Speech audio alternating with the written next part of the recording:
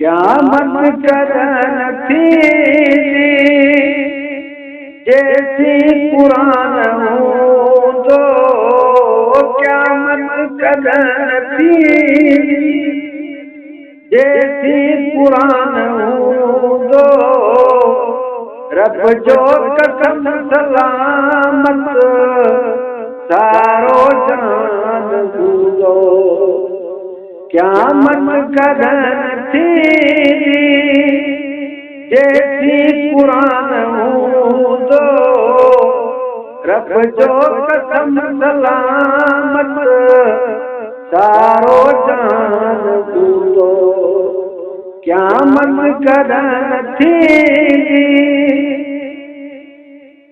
मट जूं बादशाहियूं फिरंदो ईंदो ज़मानो, मट जूं बादशाहियूं फिरंदो ईंदो ज़मानो, हिन सूखड़ीअ जो हरदम साॻियो ई शान हूंदो। क़यामत कदन थी जैसी कुरान हूंदो, रब जो कसम सलामत सारो जान हूंदो। क़यामत कदन थी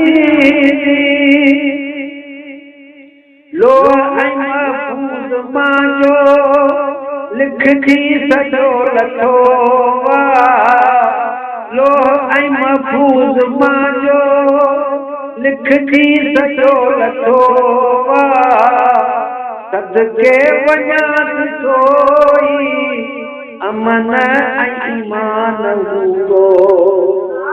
क़यामत कदन थी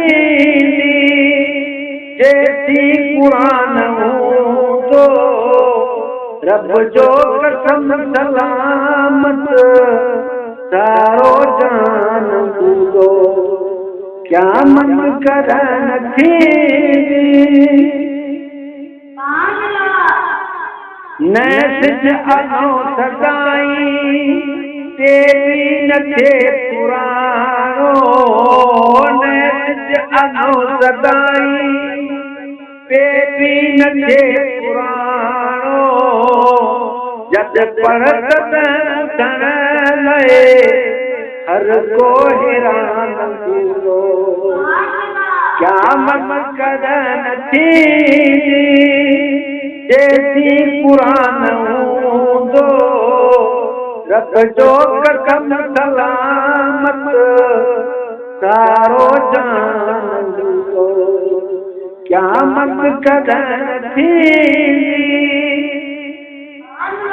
भागन में भाग बसवा, दुनिया में हाफ़िज़न जो, भागन में भाग बसवा, दुनिया में हाफ़िज़न जो, महशर में मुस्तफ़ा सां गॾु हर को जवान हूंदो।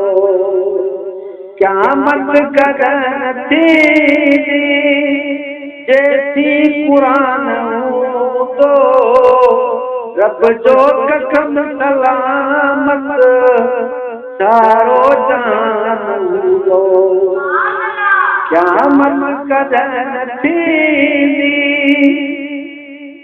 आई अगर क़यामत अख उदामी वींदो, आई अगर क़यामत अख उदामी वींदो, कुझु बि न कागज़न ते चित जो निशान हूंदो। क़यामत कदन थी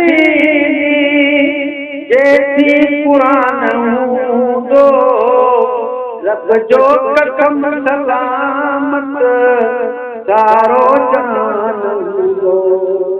क़यामत कदन थी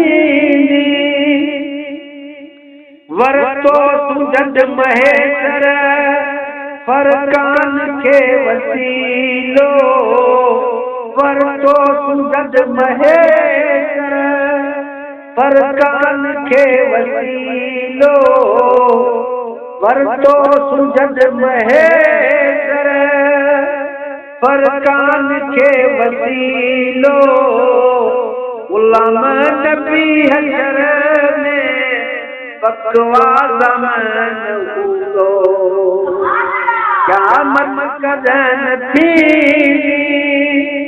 जेती कुरान हूंदो रब जो कसम सलामत सारो चान हूंदो क़यामत कदन थी